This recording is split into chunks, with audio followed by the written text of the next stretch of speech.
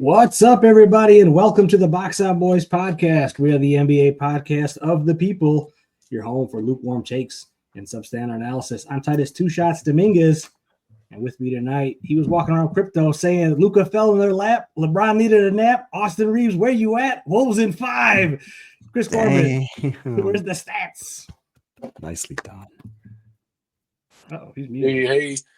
Hey. Hey. Am I still muted? No, we can hear you. The Timberwolves shot 14.9% from three. We all know it's bad, but it's historically bad. It's the worst ever to win an NBA playoff game with a minimum of 25 attempts. Just give me those O boards all day. O board. They were unstoppable. 4 in a row. And he's got a new set of pans and ready to cook more than Rudy Gobert last night. It's the long ball. Trey McCroskey, get that joke. That's good. They are new pants. They're fantastic. I can't wait to use them. I was looking them up. So it sounds solid adult life moment. Excited to get new pots and pans. It's a big moment. Mm-hmm. I thought you said got new pants. Did you get new pants too, or just pants? No new pants. I got a new shirt, new hat. Okay. New hat. Yeah, the law enforcement agent. You got to get on YouTube and check it out. We got a fun show for you guys tonight. Obviously, we're celebrating our man up north's big win. The T-Wolves winning 5.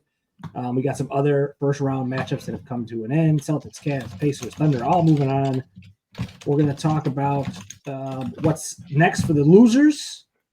Grizzlies, Bucks, Heat, Lakers. And then we'll dabble in the remaining series and then maybe do some way too early predictions for the round 2, which we don't even have matchups yet, but we're gonna start breaking it down. We got one, but we got one of the 4. So, and I think we know about where things are going. So we haven't tonight. Hashtag no game talk. All right, but we'll start it off. Chris, let's just maybe sit back and let you unwind here. Wolves in 5. You were at game 3. Give us a little bit, and then we'll go around the horn and get loud, man. You know, it was fun that Anthony Edwards talked about it after the game. It's like the stadium was loud. I've never seen a stadium. And I'm thinking, like, that was me. He heard me. I was the one. I was there. I was yelling. I don't know. I feel like a kid again. I feel like I've been reborn and being able to see a team succeed in a way that I feel like I've been rooting for since he got drafted, even the year before. I've been on the ground floor for this movement. So to see it against a team like the Lakers, the weirdest thing to see it against a team like Laker fans, I understand why everyone hates the Lakers. Laker fans are terrible. And I feel like the more people you have in your fan base, the worse it gets. Kind of just like spreads out and gets worse over time. Or you get the bad people too to like your team.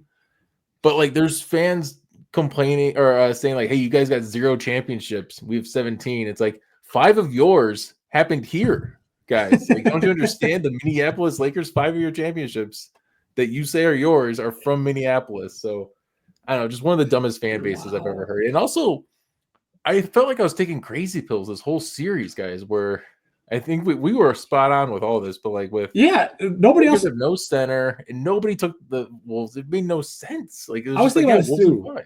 We all took the Wolves, right? Correct? In our Yep. And then I'm listening to everybody's podcast after the reaction, and everybody's saying the same thing. Like, well, I had the Lakers in 7 or 6. I'm like, like I said, am I crazy? Or the Lakers were favored in this? Like, what the hell was going on? So I don't know. Maybe we're just really good at basketball. We're just really smart. We don't need to talk about some of the other series that we predicted. Maybe we'll get to it, but we'll see. It just everyone's just like, oh, Luka and LeBron. Yeah, that's it. You saw it. Like Luka looked awesome for like 2 games, and then apparently he was sick. You know, and then the last game he got a bad back. I don't know. You know, the guy's playing like he's 35 already. Maybe there was a Nico was right. There was a right to trade him. But I mean, but we can get into more specifics. I just thought he was terrible defensively, and I thought that was an issue. Joey, go ahead and give us your thoughts on the Wolves winning it. I mean, obviously, you had them. Did you expect 5? Or maybe is that a little bit different than what you were thinking? I think like after game 1, after they won that first game in LA, it seemed like 5 kind of was starting to make sense, right? In play. They got game 2, the Lakers did, and we talked about like, hey, the Wolves looked like they kind of just mailed in, like, hey, we came here, we did what we needed to do. But as soon as they were back in Minnesota, it looked like It looked like the entire demeanor changed, and you got to credit that to Anthony Edwards. That dude just like, if he was a football player, they would talk about like, I'm going to run through a wall for this guy. Mm-hmm. How would you not rally around someone like that who's out there? It's like he's talking shit, but he's doing it in a way that's like not obnoxious and just kind of like, I don't know. It's like a weird personality. It's like, Yep.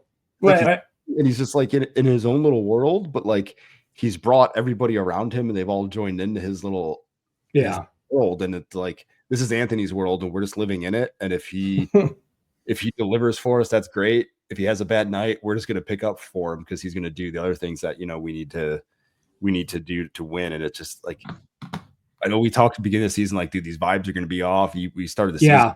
Oh man, the vibes are off. Cat was a big deal. And they flipped that on its head. Julius Randle. Yeah. Let's talk about him for a minute here. Did he look like a normal, like, effective, useful basketball player? He sure did to me. Yes, he looked very useful. He was fantastic. Just like a quiet 20-25 a game every night. Like, it was no big deal. 22.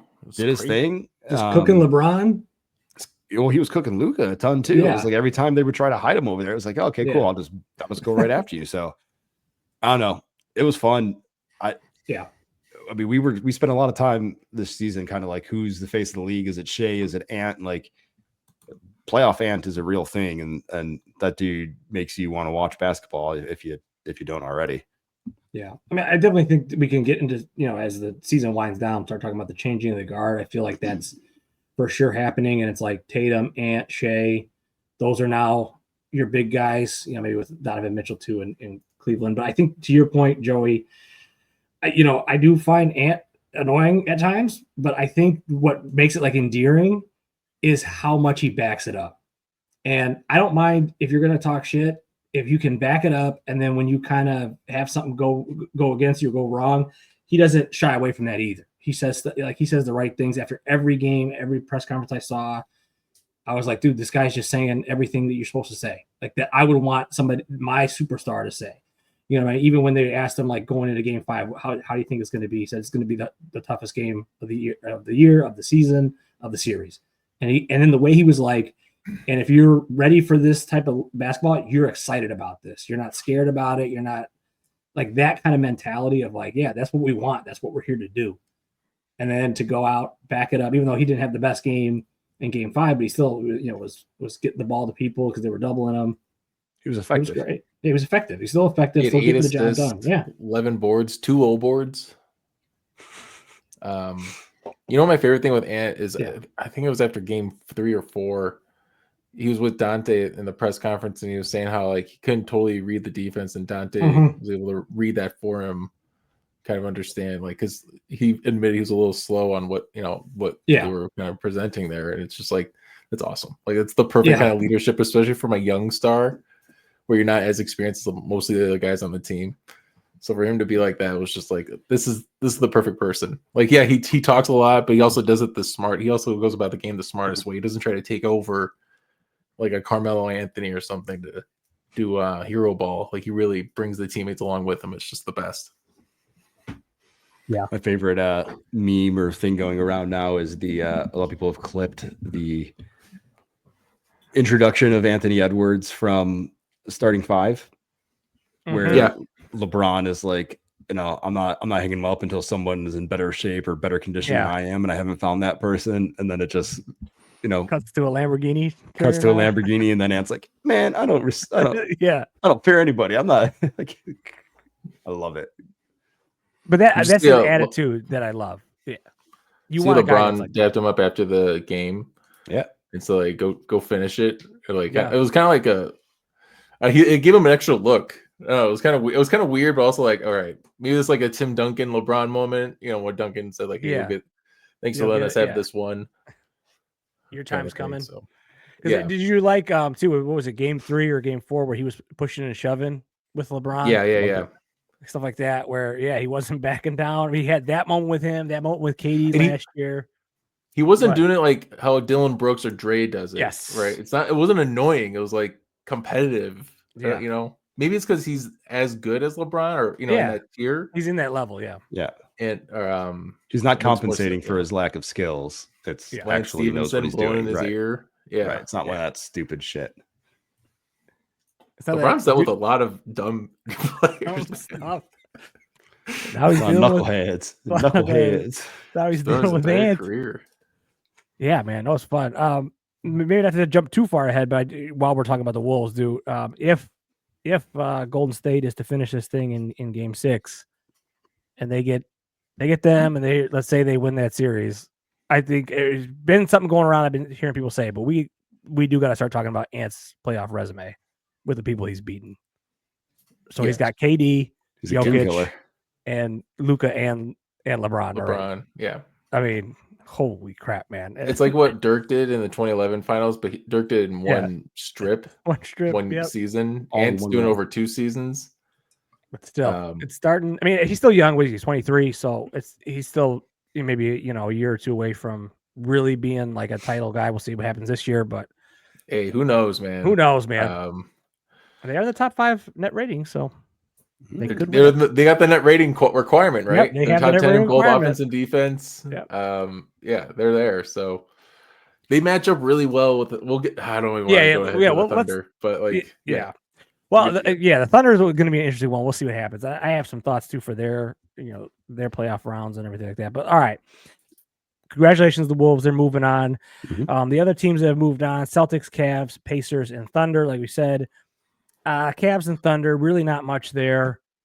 Pretty much just barn burner sweeps where the Cavs and Thunder rolled them over. Dude, the Heat had the worst point differential of all time.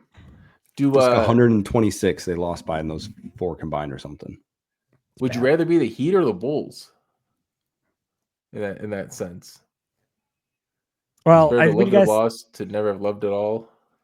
When you guys said that, I think Joey said that in the group chat. I was like, the Bulls. Well, I thought about it after of like, how embarrassing for them. I'm like, but that team beat us by 20.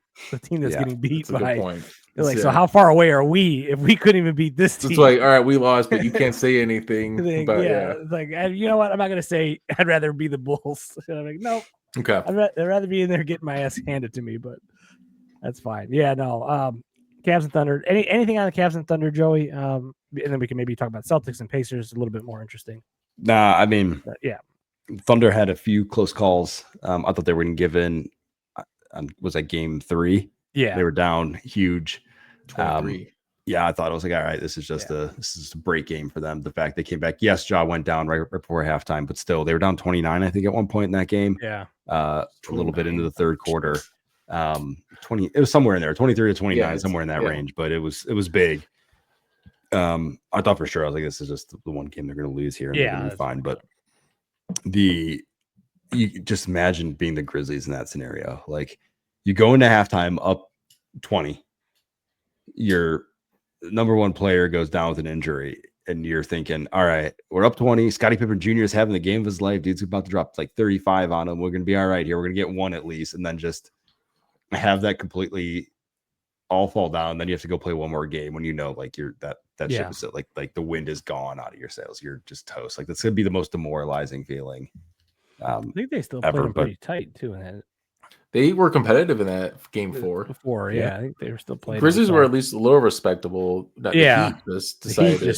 Hero was like, we're not getting sweep, and then Hero made like Tyler Hero's a bum. That dude's a fucking bum. But the Thunder for me, it was like, hey. Anybody can cook us. You can still be a bum and beat the Bulls. What are you talking about? I just want to keep that attitude when we're talking about paying people and trading people in the offseason. But continue. I didn't say what they're going to do is right. We just know what they're going to do. You're right. Sorry, I derailed the pod. No, but the Thunder is just one of those like. Sometimes when you have kind of like what the Wolves did, right? Sometimes when you don't have it your best and you have a rough game and you still win, like that's just a really motivating, strong factor for them. So not that team needed galvanizing in any way, shape, or form, but if anything, that had to help a couple of those comeback wins for them. I do think it was interesting. I think if Ja was there, again, I mean, this point you can't count on him for anything, but if he was there, I do think it's a little bit interesting. Games 3 and 4, but I don't think I think he came out and said that he had figured them out, and that I don't know. I won't go that far, but I think they. Oh yes, I figured them out. Yeah, I think it could have made the series interesting. Maybe a 5 or 6 game series at least. Chris, any thoughts on those two series? There's I thought like, all right, the Thunder were down by 20, whatever. That's got to be some kind of red flag, right? Even though they came back to win, it's still like got to be something. Yeah, I don't know, but if they get the Nuggets the next round, they're not gonna. They can't apply that same pressure. We'll talk about it. Yeah, we'll talk about that. But yeah, no, we want to talk second round already. The Thunder, like again, Jalen Williams is that X factor that I still don't like. Jaden McDaniels is coming out of becoming that number 2 option for them. Jalen Williams, I don't really remember him having a crazy moment, and it's the Grizzlies, so he doesn't really have to do much. But and the Cavs, it doesn't matter. The Cavs were just beating down a dead horse, basically. Did you guys have any thoughts with the Celtics? I mean, they 1-5 still, so a pretty dominant series, but some tough games. I think without a few maybe questionable foul calls there in the third quarter of Game 5. I don't know if you guys were locked in on that one, but yeah, Paolo gets 3 or 4th foul right after halftime, and then a 5th foul almost immediately after. Or he got 3, 4, and 5. I think that's what it was. And then about a minute and a half there. Yeah, it was tough. And then the 5th one, he did get hit in the face by Jalen. So like maybe it was an offensive foul. Certainly interesting there. And then he goes out and Celtics go on a huge run, and that's the game. So I know some people are talking about maybe this is a blueprint here to beat the Celtics by limiting threes. I don't know who's got the personnel to do that, like what the Magic did, but any thoughts? You know what the blueprint is to beat the Celtics is get them hurt. Hurt, yeah. Like, no Drew Holiday. Just do what Houston's trying to do to Curry. Yeah, take him out. Slap his finger. Yeah, keep his thumb is injured. Just do like what hockey does. We'll talk about. I want to say that for that, but you just hit Porzingis right in the head again. How bad is Drew Holiday hurt? It's a hamstring injury. It's a hammy. Yeah. Everybody's saying they just have to wait for it to go. I'm a little curious if they felt like they were good in this series and they knew they could rest them. But I think in the next series, it was like Garland in Game 4. Yeah. I don't know if they're going to have that ability in the next round, but we'll see. But yeah, he's got to be available if they want to beat the Cavs at some point. But it's just so funny. The only team that could beat the Celtics are themselves, because Porzingis in the last 2 games only played 20 minutes. They didn't need him to play more. Maybe that's why. But they're really like handling him like he's a fragile piece of glass. We just need you for 2 rounds at the end of this thing, buddy. So yeah, interesting. It's a little concerning at how the Tap was able to get shut off a little bit on a 3-point shot. It's at least, I don't know if it's like a blueprint, but I think it's something that other teams can go at. And I think better teams, certainly can maybe take advantage. Joey, any thoughts on that? Yeah, I almost messaged at halftime and said, looks like the Celtics are playing with their meal here, like you were kind of talking about last week. They're kind of messing around. And I was like, it's just halftime. Let's like wait and see how, I'll give it like 6 minutes, to see if it turns around. And then it did. And I was like, well, God, I'm glad I didn't send that text message. I look like an idiot. That was just one of those Paulo went down, but you could see the tide was already turning. Like Tatum looked fired up after halftime. When they went on that run, he was flamboyant in a doing his little. Yeah, it was just you don't see a lot of that from him. It's usually like when he's frustrated, but usually when he's like locked in, he's kind of just stoic and locked in, and he was real fired up. So you could see like they kind of had it turned on. But I like Chris's call. The only way to beat the Celtics is they beat themselves, which has been their Achilles heel the entire time that they've been on this run. Right, they've been known to do that. This has literally been their thing. Last year they managed to not do it. So we'll have to, if you're looking at historicals, it's kind of a coin flip at this point of, are they going to do it or are they going to not hurt themselves? Just quick stat. The Celtics went 13 of 18 from 3 in the second half of the closeout game. Ooh, I don't, pretty good. I don't know, maybe they were figured out too in the first half, but they're not figured out. Well, they had open shots in I was really locked in on that game. I do think that Paolo going out really changed the tide, because I felt like that was the kick that the Magic were like, shit, we're done. And then the Celtics were like, oh, we can take advantage. And, kudos to them. They capitalized. They did what they needed to do. They're champions. So, but that was it. Like, that was the moment that really changed the momentum of that game. And then we had the Pacers beating the Bucks in 5. Dude, that's the series that I felt. Yeah, go ahead, Chris. I felt like we were ESPN. Who everyone took the Lakers. We're like, we all just went Bucks. Yeah. We're like, I like to blame Joey for this because I really liked his spiel with Giannis. Like, hey, if Giannis can do this, and then seeing Giannis actually do that, crazy that I called the stat line. They still lost it. I didn't know Dame was gonna blow his Achilles. All right, I was kidding. That's fair. It wouldn't matter. It wouldn't have mattered. It didn't matter. He was a shell of himself. Yeah, the thrombosis. He went down. Blew the Achilles, which didn't help. So Bucks are going to be in a mess. But did this change anything for you guys with the Pacers? Because I think it did for me. But go ahead, Joey. I don't think it changed much for me in terms of the Pacers. I think there's more to talk about in the next piece of our episode here, more about the Bucks. I think what this did is it exposed how poorly built the Bucks were as a team, and that it was so reliant on Giannis and Dame doing everything. The Pacers look good. Like they did what they had to do, right? They didn't mess around, and they took care of business.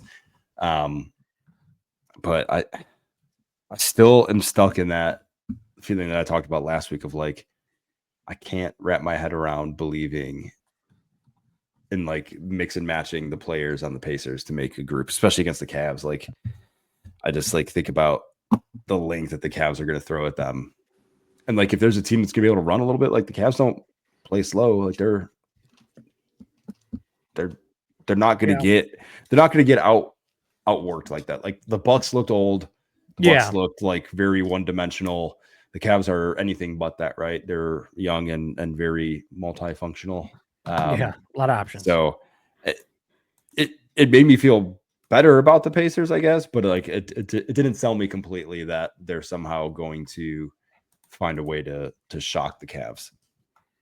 Because the Cavs didn't do anything to make me question that, right? Like there was no, I mean, that's truth. There was no weakness there. Other than play a terrible team. Well, fair. It was one of those things with the Pacers, like, yeah, sure, they look better. They look great. Oh, now you got to play the Cavs. Now you got to play the team that when you match them up next to each other, the Cavs are just a little bit better every single time. Like you'd rather have Mobley than Siakam. You'd rather have Allen than Turner. Donovan Mitchell than Tyrese, like just a little bit though. Every single one. So it's like, could the Pacers win a game or two? Maybe, but I don't know. I just feel like they're gonna get outclassed because the Cavs are just such a well-oiled machine, right? Mm-hmm. Is this going to be like one of the least watched playoff series of all times? Probably. I mean, the pure Midwest battle. It'll be in the early time. Two bordering states, same division. I don't know if there's NBA games during the next round. I don't think so. But 5 o'clock tips nonstop. Yeah, 5 o'clock tips. They might make an exception for this. I'll be locked in series. 5 o'clock tips, dude. I'm tired of these 9 o'clock times. Like, give me some fives. That's great. Some fives. I can't wait for the second and third round. I will push back a little bit. For me, I felt like, maybe because I just thought, had a higher expectation for the Bucks and Giannis. But like you said, Joey, Giannis had those stat lines you were talking about, and the Pacers still beat him. So I felt like there was a little bit something there from the Pacers. Watching Halliburton kind of close that game out last night or the other night with those 2 drives, against Giannis was interesting to me. I do think he's going to be a little bit more of a matchup issue for the Cavs. I don't know who they have on the perimeter to really match up with him. One-on-one. That's not to say they don't have the defensive back. They have, Jared Allen and Mobley in the, the back line when if he is able to get around like a Garland or something like that. But so I don't think it'd be, I don't think the Pacers are going to win the series, but could I see it? I think this may go 6 or 7, and I think it's going to be a little bit tougher series than the Cavs want it to be. Just because the Pacers, I think, are going to be a little feisty, but we'll see. My problem with the Pacers is I don't even remember what Halliburton did in overtime because his clown father stole Yeah. all the attention from him. So That's true. Just what Just we get a do. layup. It was a pretty good Throw layup. that He made a layup. in. He made a Just layup. throw that- It was a good layup. Yeah. Just head down. Just put his head. He went around Giannis, man, and I don't know, man. Giannis looked all of the miles that had been on him over the years and everything that was like all the injuries and little knickknacks and everything. Like it looked like it came to a head at that point. It's almost like he knew they weren't destined to win that game. It was like Yeah, it just didn't They were look up like by a normal 7 like, with like 30 Yeah, seconds left. 30 Right? seconds. yeah, and it was like I've done everything, and there's just nothing. Like, God, Yeah. it just felt like that Duke Houston demoralizing. game from the Final Demoralizing. Four. I couldn't believe that it just fell apart. Kind of the same thing. Gary Yeah. Trent Jr. just forgot to do something. Hey, catch the ball. But yeah. All of a sudden, you're like, wait a minute, these guys are actually. Because I remember when he first hit that three, and it was Nemhard or somebody hits the three to cut it to like 4. And you're like, okay, that's a good three. I remember thinking to myself, oh, that's the difference between college and professionals, that they can just come down and bury a 28-footer like that. And then they had the 2 turnovers, and then it starts to get interesting. You're like, oh shit, and Halliburton gets the 3 the old-fashioned way, and then the Butterfingers play. So yeah, interesting. We'll see. I think it's gonna be a fun series. Yeah, I think we'll learn a lot more about the Pacers after like one game. Like we got to see them against somebody that's ready to go. Is more prepared to be where they are than the Bucks were. Yeah. All right. Well, let's talk about the Bucks. Joe, you said you had some thoughts. Obviously, we got a lot of losers. We got Grizzlies, Heat, Bucks, and the Lakers so far have been eliminated. No game talk, but it looks like the Pistons might be on their way out. We'll see. It's a fourth. It's 9. fourth. It's only 9. Okay, it was 11 when I was looking at it. But Wolves were down by 10 entering the fourth when True. they won. So True. You're right. I spoke too soon. See, this is what I did. So I gave the Pistons a chance. Joey, what do you think for the Bucks should do this offseason? Sounded like you had some thoughts on them. What they should do is they should fire Doc Rivers. They should fire their general manager, which they're not going to do because they just re-signed him. Yeah. What was that about? I mean, I guess they did it before they lost game 4. Oh, so they thought maybe they had a title 5, run before sorry, then. 5. Yeah, mid. Gary Trent Jr. was it's a great pick. It's a great addition this offseason, right? Here Look at we him. go. You had 35 points in that game. Where was you Kuzma? sniffed it out. You got it. Looking back on it, it's crazy to think how much sending Drew Holiday out really meant, right? They went all in for Dame. That obviously hasn't worked out. I've been trying to think about a world in like Giannis leaving, and like I feel like in the terms of the trades that we've been talking about recently, Giannis getting traded out of Milwaukee is a more shocking trade than Luka being traded from Dallas. I think in a vacuum, yes. In how it actually happened, I would. Yeah. But like in a vacuum of which if it does happen, franchise, it won't be it won't be like a middle of the night, back alley deal where nobody knows about it. It's going to be a full on bidding war. But like try and think of a team that has a package that can get, like, the comparison that I've been reading about is Rudy Gobert, right? Mm-hmm. So the Jazz got 5 picks, 4 first-round picks, plus the rights to Walker Kessler, and then 4 or 5 players for Rudy Gobert. What team is going to go and, like, where do you stop with picks that the Bucks would be asking for to give you Giannis? Yeah, that it would cost a lot. The only way that it happens is if Giannis says, I no longer want to be, if he pulls an Anthony Davis, right? I'm not playing. Yeah. I'm going to be hurt. Pulls a Jimmy Butler. I'm done. I'm gonna sabotage everything unless you send me out of here.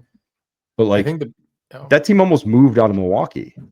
Like, yeah, I'm with you. 10 years ago, that team was almost ready to leave, and then Giannis became what he is. They got a new arena because of him, the title, everything. Like, he's more ingrained there than most players are in their towns.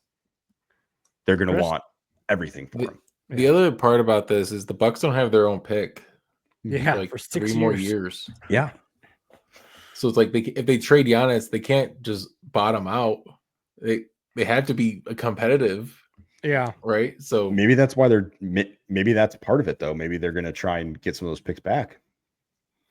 I think they have to get, because I think where their picks went, they can't really necessarily go get them back. They have to get other picks. So you'd have to find a team too, like what you're saying, that had like a stockpile of first round picks or something. Because even if, let's say, like to me, I know the one thing that's been brought up is the Spurs. Like if I was the Spurs, I would do this in a heartbeat. I'd be like, let's go. I would go. We got De'Aaron Fox. We got Wemby. Oh, I will give you everything and anything not nailed down to get Giannis, and let's go push it all in right Cooper now. Flag. Flag. That would be all right. Who has a first round pick? Do you do that where you go, hey, look, we'll trade you Giannis for the first round pick this year? But are any of those guys going to have any contract filler to do that? Is Utah going to have Yeah. No one's the Bucks aren't agreeing to that though. Yeah, They're not giving up Giannis for Cooper Flag. No. Well, and like a bunch of other. It's got to be multiple picks. It can't just be that. But they don't. Well, that's why I think the Thunder makes sense, where the Thunder can give The Thunder have a boatload of picks, a couple good players like Kason Wall, maybe Jalen Williams. I don't, but they have good players that they could succeed with the Bucks. Wow, That's if interesting. They were to lose here, I was gonna say if they don't win it this year, when they lose to the Wolves in 5, is that the push that they make? They go all in for that. Ooh, got that. That's good. Yeah, but I mean, overall, this was just a clear what the Bucks were at the beginning of the season is what they actually were. What the buck? What the Bucks? What the buck? So this GM got re-signed to a contract. I just wanted to go through all of the picks real quick. There's not a single player that is on the Bucks that has a positive VORP since drafting Giannis in 2013. Real quick: Chris Livingston, Marchand Beauchamp, Isaiah Todd, RJ Hampton, Jordan Nwora, who Bulls legend, Kevin Porter. Dante DiVincenzo was technically drafted by the Bucks, but he didn't play until the Knicks really, and DJ Wilson, Sedarius Thornwell, Thon Maker, Malcolm Brogdon was Rookie of the Year, but of course they couldn't keep him for some reason. Wasn't he a Patrick second McCaw? He went right to the Warriors. A lot of these guys got traded right away. But anyways, Rashad Vaughn, Jabari Parker, Damian Ingles, Johnny O'Brien. They haven't been able to do anything. That's a name. O'Brien. And it's just like they couldn't do anything to get Giannis help beyond free agents and trades. And that's I mean, they lucked out with Brook Lopez. And they tried to do it again with Kuzma. So that's the other side of the coin with this. It's like, it doesn't work always. It doesn't always work. Doesn't always work. I mean, that's going to be the thing that we hear about all offseason. It's going to be the number one dominating story. Yeah. Is Giannis leaving. And this is like... Sorry, go ahead, Chris. I was going to say the surprising... Like, how it's like more shocking. This is the normal... event process that like when you first hear about Giannis, you're like, no way, that would never happen. And then you kind of see stuff happen, and now you kind of like, all right, this can kind of happen. Like if Luka got traded now, it'd be like, okay, we saw some bad. He just came off of a final, like that's why the Luka trade. That's why the Luka trade will never so be shocking. anything to match it. Like it was so insane. No. Any thoughts with Grizzlies or Heat, or are those just two franchises that are kind of? My only note I had on the Grizzlies were they are stuck. They're stuck. They have their big three in Bane, Jackson, and more, and they could probably they probably sell themselves on it because they were a 2 seed 2 years in a row, right? Everyone remembers that. Everybody remembers that. I've heard about it. And what was the other one you said? The Heat? The Heat are, what are they going to do? The Heat what happened to Terry Rozier? Is he they traded an unrestricted first round pick for him. And forgotten. Doesn't matter. Doesn't matter. Their Heat culture feels like that's crumbling. Grizzlies, I mean, the only hope is be healthy, and just hope it's an actual big three. You know what's funny with Heat culture is like Heat culture was such a big thing, and then the marketing department at the Heat decided to be like, oh, Heat culture. Let's make that everything everywhere. Yeah. And it's kind of like when your parents get, really into an activity that you're into, it just becomes less cool over time. And that's kind of what feels like what happened with Heat culture. Now it's like, this is kind of cringe. I don't know about this anymore. Cringe. It's cool when you're winning. It's cool when you're winning. Like, this is stupid. It's less cool when you're getting stomped in the first round. How about the 53, Lakers here, like- guys? This could be a little more interesting. We can maybe talk about JJ here in this moment. I think So I wanted to pose a question on this one. Yeah. Put fault on them losing in 5 games. Like you have to pick one theory, person, reason. Where do you put the blame? Like all of it. Like this is like, hey, Primarily on the I need coaching. a scapegoat. I'm taking this. Okay. So putting For on me, it's JJ. coaching. I think as much as I would love to say Luka, I can't. I gotta say JJ here. This was on him. And now is this his hubris got the best of him, or is it Yes. hey, first time doing this, I trusted that my veterans were going to find a way to get through this and kind of save me, and it just didn't work, and I'm going to adjust? Or is it just, hey, this is what I believe, and I'm not wrong, and I'll do it again if I have to? I got some thoughts here. I think this was quite a bit of hubris from him, unfortunately. And I do think it's a first time. It's a little bit of both, like 70-30 here. But I think like we can go back to the playing 5 guys for the entire half that had never been done. That felt like something that him and LeBron would have chopped up on Mind the Game, where they would have said, if you only trust 5 guys, you just got to go with 5 guys. And I think in a podcast setting, it sounds great and it sounds smart. In practicality, we saw what happened. Like, it just doesn't work. That's why people don't do it. You got to find minutes for people. You got to give guys a blow here and there. But that to me is what it seemed like. And then when he got questioned on it and people were talking to him about it, he got real prickly.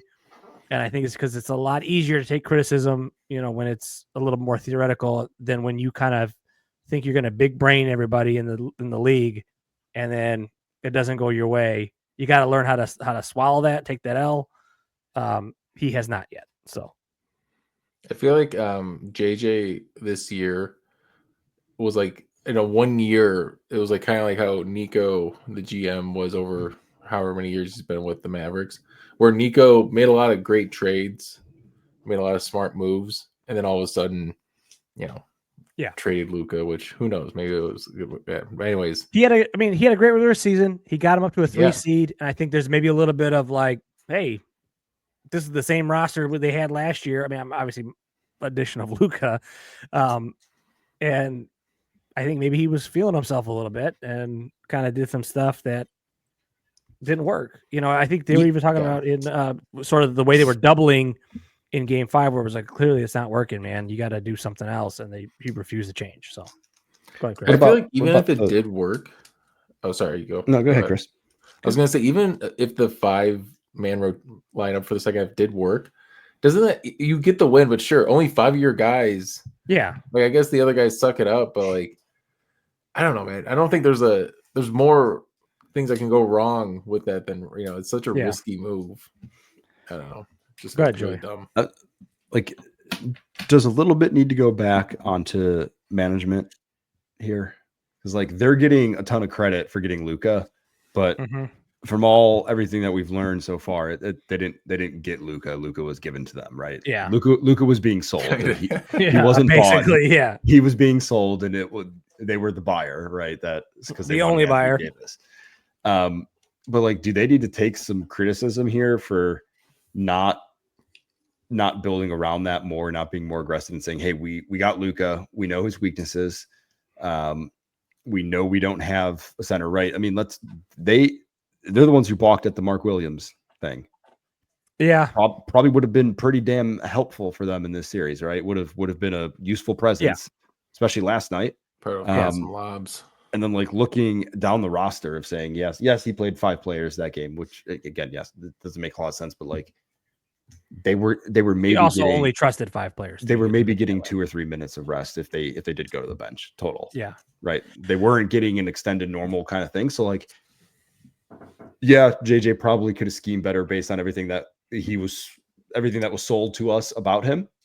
Yeah. But this team, I mean, who after those starting 5 are you? I mean, Dalton Connect.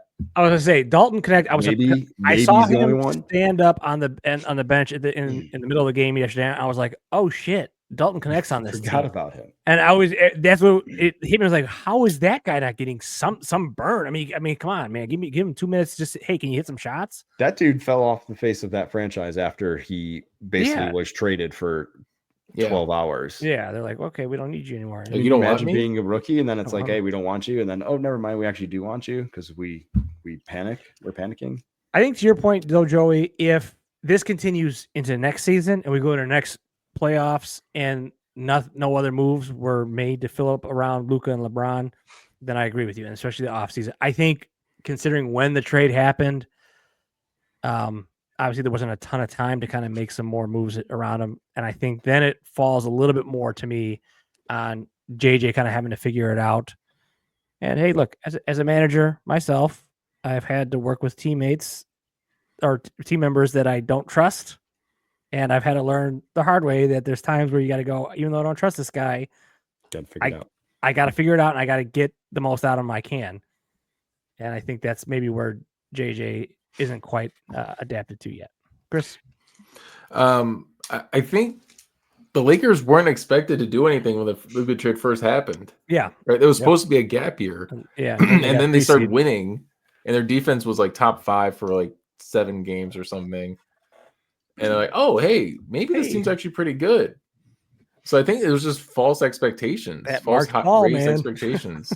So that's what confused me too. I'm like, they're not going to do anything. So this is another one of those good scenarios too, where I wrote down Luka and LeBron on the floor in the regular season in total was a plus 24 in the playoffs. So over an extended period of time, right, they were net positive. Yeah. In the short run of the playoffs, they were minus 29 combined on the floor against Timberwolves. Is this one of those scenarios where it looked good because teams weren't quite sure how to game plan for Luka and LeBron together, right, on a night-to-night basis and not being able to prepare for it? But when Finch sat down with a team that has been known to be rooted in defense and kind of wearing you out and said, we're just going to figure it out. And they did. I mean, when Rudy Gobert says, at some point I knew they were going to get tired and my game was coming and they weren't going to be able to stop me. Like, I mean, he's not wrong, right? I mean, they basically said, we just wore you down and we knew what the method was. So I got one last idea, unless you guys got anything else. Go for it. And the Lakers. One last thing I wanted to highlight was free throw disparity. I think everyone expected the Lakers to just I thought it was going to be a parade, right? And the Wolves actually had the higher, more free throws made by like 16 or something. So the fix is in to make Ant the face. Yeah, right, exactly. That was their moment. LeBron shaking hands and hugging him and saying, "Keep going. You're up, son." I got an idea for you guys. I want to. Yeah. All right. I think the Lakers should trade Luka. Okay. I actually love this because I the Lakers the same thing. I was like, how savage would that be if they were like, yeah, it doesn't work. It doesn't work for Giannis. I was thinking that for Giannis, I was like, I would go, hey, I would call up the Bucks right now, and I'd be like, hey, we got Luka, we'll straight up for Giannis, let's go. He'll resign, blah blah blah. But I've seen enough with him now in the playoffs. I know he's a great offensive player. I think he's more hardened than anything. He is a cone, a turnstile on defense, and me and Joey were talking about a pre-pod about this theory going around of the weak link theory. People are saying we're in the weak link era of the NBA. Yeah. I don't want a guy that you have to scheme for defensively on my team. I think Ant and Randall knew they could just go at him, and he wasn't putting him any resistance at all, and that's fine. And he's going through some injuries, but he looks beat up, and I think he's always beat up. Yeah. I think it's not changing. I don't see any reason why it's going to get better. If I was the Lakers, I would go, all right, I would see what we could get for him. And I would do the fire sale that the Mavs should have done. And I would go, all right, let's see what we can get. And maybe we get some picks. Because now if it was the Dallas or like for the Giannis part of it, like I would recommend they don't do that because they're Milwaukee, right? I don't think they should trade unless they're trading for like Luka. I don't think they should trade Giannis for anything because they should just go, hey, look, we got our chip. Giannis, we're going to sit tight, buddy. Hopefully in 4 or 5 years, we can restock and rebuild around you, whatever, because they're the Bucks. the Lakers are the Lakers, man. They're going to get people to go there. They're going to get something out. I would go, let's get the haul for Luka, because this guy, I don't think he's the guy, and he looks terrible in yellow. So what's the benefit of somebody taking Luka though? Sell tickets. Yeah, But like, are we just not going to win games with Luka Doncic anymore? No, you're going to win regular season games. You're going to sell a lot of tickets, and you're going to sell a lot of hope, which is what Dallas is basically saying. Yeah, he sold us on a lot of hope for 6 years or 5 years, but we don't think he's good enough to take us all the way. And I think the same thing. You're going to sign him to the max, and then 3 years into that thing, you're going to be like, "This was a mistake. We didn't win." And he's not that guy. He's more hardened than he is anything else. It's a hot take. It's a hot take, but like it's a hot take. But if I was LA, I would think about it. It's becoming more. It's probably becoming more of a common thought, because that's the only. The more that it continues to happen, it's like you're seeing a pattern where it's like he gets there, and then you see the same things start to happen. The body starts to fall apart, or whatever it is. So like, until he gives you a full healthy playoff run where he's not a cone, or like you're not going to change the way you think about it. No, like I was thinking right now, if you were starting a franchise, Luka or Ant? Now it's Ant. It's Ant, 100%. Yeah. And I was thinking the same thing. You probably said they were tied. I think like a month ago I was saying Luka. Like, yeah. But I would have zero hesitation about it. I'd be like, it's Ant, it's not even close. That's fine. You guys can take Luka with the 4th pick in this theoretical draft. But the 4th pick. Yeah, I mean, Giannis and Jokic are still going 1, 2. Oh, okay. And then 3. You're like, all right, I have the 3rd pick. I'm taking Ant. Yeah, let's go. Or well, Wemby's probably going 3. Shea. Wemby, Shea. All right, so this is the 5th or 6th pick. This is getting, oh man, we're getting really Yeah, but I mean, I just like thinking that like when you go all right in this series, and like you said, I would think it's Ant. It's not even close in my opinion. And then I go, okay, well, where is Ant right now on the hierarchy? Yes, he's a great player, and yes, he's coming. But I don't know if he's, he's probably sniffing top 5 right now. Probably when this playoff series is done and in the next year we'll start seriously. The problem with the top 5 in the NBA, there's like 9 guys. Yeah. But that's what I mean. But Ant's not clearly yet. He's not clearly yet like 1, 2, 3. Yeah. The thing is, for the Lakers, trading Luka would mean it's a surefire, guaranteed way that LeBron doesn't re-sign unless it's for Giannis. Yeah, but I think that's what I would do. Like, I would look at them. And if they're going to trade him for a haul of picks and the Rudy Gobert trade, I'm just going to call it. Yeah, LeBron's not taking that. I feel like he's like, yeah, I'm out, which means the Lakers become irrelevant, and like I would be. That's not something they're willing to do. I guess not, but I would be okay with LeBron leaving too. I mean, like he's 40, he's gonna be 41 next year. Like you guys, do you guys want to sign up if you're LA for this farewell tour that's coming?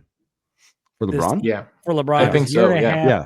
You want to, that's what you want to do? All right. Yeah. That's what they did it with Kobe. This is what the team I know. That's what teams do. He's not, this is what good organizations do. This is why he's not this is why free agents and good players want to go to organizations like this, because they do this. They're not trading Luka. I love the hot take. They're not going to. I haven't. I know they won't. They won't. But they should. For these last few minutes, if you were making not a single point, Titus, I'm like, no. If you were making the grade school T chart of like pros and cons, you would probably find yourself with a very equal list. I would think. Yeah. But then you would crumple it up and be like, no, this can't be right. We're not trading him. I would do it, but that's just me. I'm more of a Nico, I guess. Blinka. Oh man. All right. Well, that was my hot take for the night. The series remaining that we got Rockets Warriors. Rockets blew out the Warriors in Game 5. I love how we didn't even touch on the Magic because we don't need to. No. Oh yeah, I forgot about the Magic. Get healthy and grow. Get healthy and get some shooters. Yeah. Just keep going. Get some shooters for love of God. Teach Franz Wagner how to shoot a jump shot. Yeah, but him and Paolo look awesome. So yeah, Paolo was great. Yeah. We're already running along, so we get another 10 minutes on Magic here if we want. No. Sorry, we already spent too much time on it. Nuggets Clips still going tonight. Nuggets blowing out the Clips in what was that Game 5? Did anybody pick the? Did we all want Nuggets for this one too? I think we did. I think so. Yeah. I had to go back. And my hot take last week was the Clippers going to blow this out. Yeah, you were like Aaron Gordon dunks all over that. and Aaron Gordon, and then Jamal puts Murray back all over puts back all over puts that. back. And, yeah. Yeah, I was second guessing my the Nuggets were right to make sure they got a matchup with the Clippers, thinking, Yeah, that's right. oh, Kawhi is unreal again. Like he doesn't miss shots anymore. Like he's back, and now it's all back to normal. Well, we finally got the Jamal Murray game. Yep. Right. Like, yeah, can he do that again? Maybe. Like, that he dude should. I don't know. I can't. That tell. dude needs like 3 shots to go in the first like 4 minutes of a game. Yeah, that he's cooking. He needs like 3 kind of contested jump shots to go in, and then he's just off to the races. Like if he's not involved early or struggles early, it's like you can just see it coming. But when he gets it going, it's a whole different ballgame. Yeah, I mean I think they're going to win this series, I do and I think they might give OKC some trouble. We'll see. I think it's going 7. I think it's going 7. I know Harden's Probably. been like real, like historically bad. Like Yeah, the history of Harden. There was a thing about he has more turnovers than field goals made in some games. Wow. I gotta double check that. I think that was it's just Oklahoma City in 5, but they're really, really close games. Like That's it's going to be a very similar like to the Clippers series, where there's going to be a lot of really close games and some Which weird the stuff balance happen. But like, and that's where to me I go, I could see the Nuggets doing a situation like I think we said this in the last pod too. They kind of sucked out those 2 wins, and it was like that was the kind of thing where you're like, hey, they somehow won those 2 games. yeah, And they had that's no weird. business winning that. They had no business winning those games, and that's how you win series because yeah. there's going to be 2 games you have business winning. So they had business winning game 5. yeah, they have business winning game 5. They had no business winning games 1 and 3 or 1 and 4. So I could see that happening with OKC. If it's close, I trust Jamal and Jokic more than I trust Shea and Chet right now. I mean, just because Insert player here. insert player, yeah. I mean, just because they've been there, you know what I mean. And OKC is a great team. I still would think they would win the series, but if you told me, a week and a half from now that we're looking at the Nuggets in Minnesota in a conference finals, I'm not surprised at all. God, that'd be fun. Again, or not again, but Well, it would be Other the matchup conference with them, finals, basically. Hmm. Or I should say, we thought it was the conference finals last year, and then it really Yeah. wasn't because the Mavs were just a bad matchup for the Wolves. yeah, Nuggets are winning the series. I think they're Yeah, I think they get it tonight. We'll see what happens. I think if it goes 7, though, I like the Clips, which is weird. those cold clips. Whole Clips. We saw what happens to the Nuggets in 7 games last year. So Fair. Ouch. ouch. I don't know. That was a Knicks great Pistons. series. Is that? Have we got a wrap on that yet? Oh no. It's Oh, no. it's very good. Pistons Pistons just took the Oh. lead, bud. Pistons are up 2. They just took the lead. Oh, see, I did it. I messed it up. No, you Yep. didn't mess it up. You encouraged them. Let's be honest. This series should be over. The Pistons should have already been advanced. They got screwed. Yeah. That was the most blatant They got non-call screwed. I've ever seen. I don't understand. I guess Bickerstaff didn't have his timeouts. Is that why they couldn't call? They couldn't review it. Well, Just there wasn't a review call. There wasn't a call to review. Right? They didn't blow the Is whistle that at all. why? So you can't guess that's challenge. why. You can't You can't challenge just- the call that didn't happen. You can't challenge a no call, which That's is bad. which is stupid to me. And was it Ernie who was talking about this on TNT? Who straight up was like, "That's a game deciding play in a very important moment in the playoffs. The NBA needs to have NFL style replay where someone's calling in and saying, "Hey, stop the game. You need to." Yeah. The go NFL review. reviews every touchdown. Right. No, Like we're right. taking it out of the ref's hands. We're telling you something happened. Go take a look at it. Like, Yeah. maybe it's only for a situation just like that, but I kind of agree. Like, that's a pretty blatant game-winning shot attempt in the playoffs. Dude gets not hacked, but I mean, there's definitely contact. He was fouled. You get bodied. Right. Yeah. And it mattered, right? Like, Yeah. you're down 1. It's the game, right? You weren't down 4. You weren't down 5. It does, Even if you missed a made shot, all you get 3 free throws, right? free throws, yeah. Still, You make 2 of 3. We you can all make 2 of 3 3, free the throws, game's right? over, you win. But I don't know. This is scripty for me, kind of in this one. The Pistons are good, and I'll be actually really upset. And I'm also really upset because I'm just jealous because they weren't supposed to be this good and they somehow are, and it's just like all together. But they're kind of fun. Like Yeah, they're fun. Weirdly, like, are they like 3 or 4 years away from an OKC type of like build that like this is purely ground up. They got their guy in Cade, right? It finally clicked. They got the right pieces around them. They're starting to see all the things that they were hoping to see when they drafted them. And they're gonna have to do a lot of moving, right? There's gonna be a lot of movement, a lot of pieces in and out, but eventually, like they're starting to build the foundation of what it's gonna be. So them and the Magic, I think, are the future of the Eastern Conference here. The next in the next Eastern Conference, 3-4 years.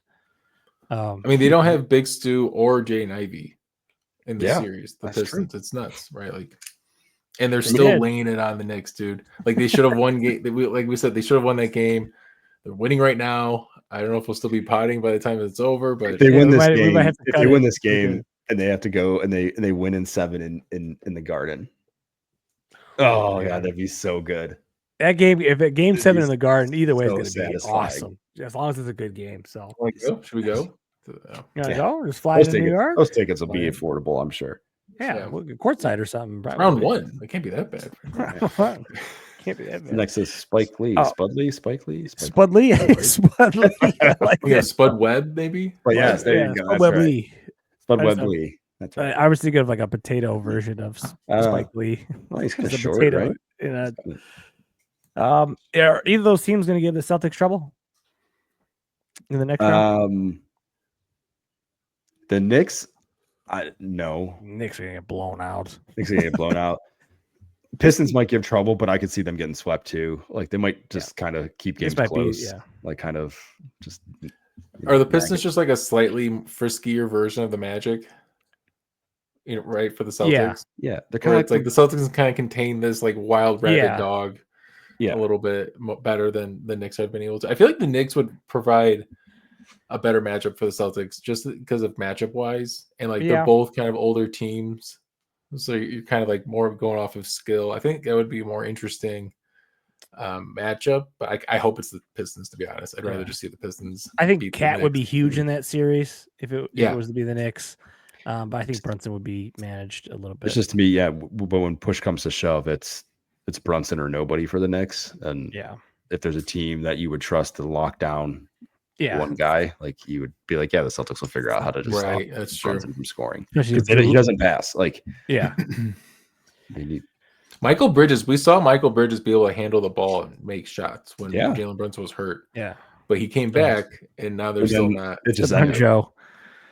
Let's forget everything I just said. If they lose in the first round, is Tibbs gone? Yes. He should have been gone years ago, 3 years ago. But this is if they don't get rid of him, he's gonna go to Phoenix. He's gonna go coach Durant and Booker. Oh. He goes to Phoenix.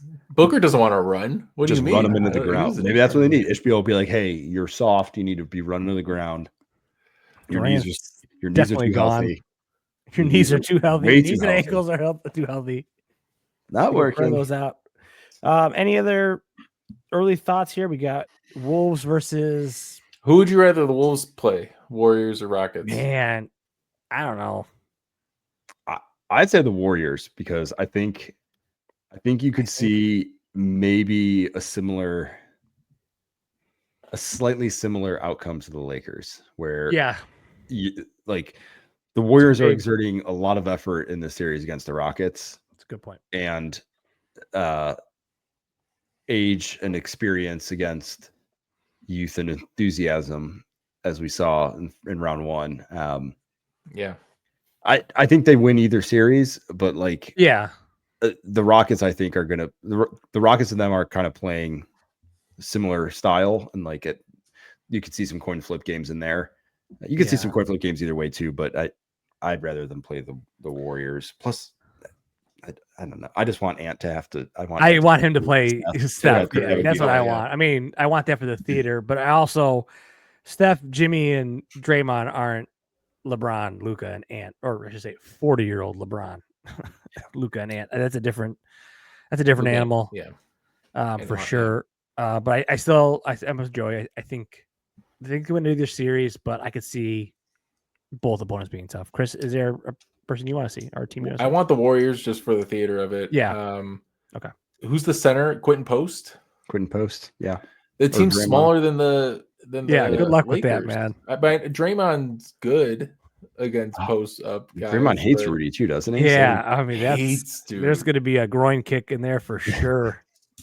How do you guys do any perception adjustments off of with Rudy in that game? 27 and 24. No, the perception change was, why don't you do this more often? Like you should probably exert yourself like this a little bit more often. Yeah. I don't know if I had that opinion. It was more like if he can continue to do this, this is why you traded 5 first-round picks for him, because he could do this type of thing. Yeah. There aren't that many guys like him. Yeah, there's not many guys like him. It's like he just woke up. Yeah. Like, wait, I'm 7'1", 250 whatever pounds. He's like 7'4", isn't he? I hear it every seven. I don't know about 7'4", but I hear 7. I hear 7'2". I think, but you know what? Honestly, with him and Randall, I think this is Ant, man.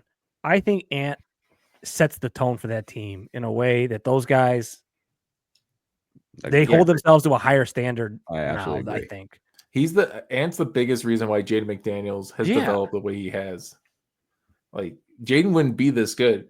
Jaden's got a similar personality like Patrick Williams. Imagine if Patrick Williams had someone like Ant leading him out. Could Patrick Williams actually become a person? Oh God, here we go again. Yes. I don't know. Get him in the Wolves. I think so. He'd be an animal out there. You want him? You can have him.